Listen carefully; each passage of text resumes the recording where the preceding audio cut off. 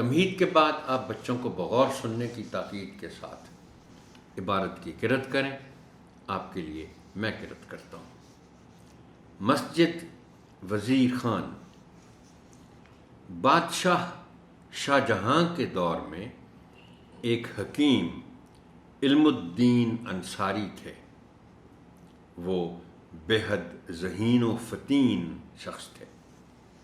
صرف 20 برس کی عمر میں انہوں نے عربی اور فلسفے کی تعلیم مکمل کی اور علم طب پر عبور حاصل کیا۔ علم الدین انصاری بنیادی طور پر چنیوٹ سے تعلق رکھتے تھے۔ انہوں نے آگرہ آ کر اپنا مکتب کھولا۔ جلد ہی وہ اپنی حکمت کے باعث مشہور ہو گئے اور شہزادوں اور ان کی بیگمات تک کے معالج بن گئے۔ کچھ عرصے بعد انہیں پنجاب کا گورنر بنا دیا گیا۔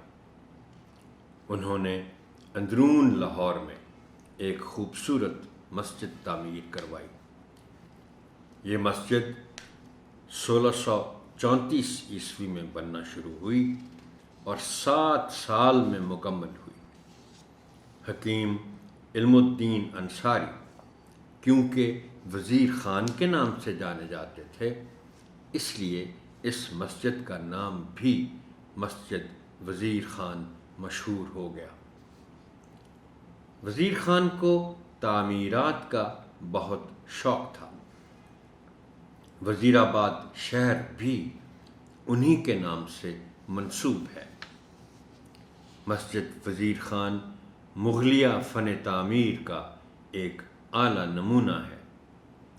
اس میں اعلیٰ پائے کی کاشی کاری نظر آتی ہے۔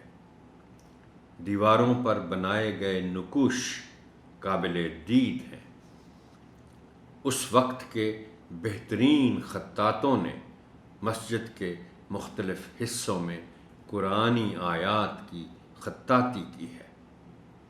اس مسجد کے بارے میں ایک قابل ذکر بات یہ ہے کہ لاہور میں پہلی مرتبہ کسی مسجد کے چاروں کونوں پر مینار تعمیر کیے گئے۔ آج بھی لوگ دور دراز سے اس مسجد کو دیکھنے آتے ہیں۔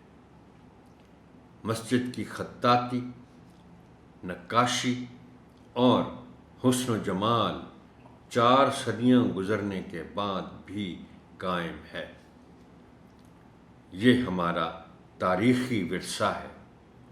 اس کی حفاظت اور احترام ہماری اہم ذمہ داری ہے۔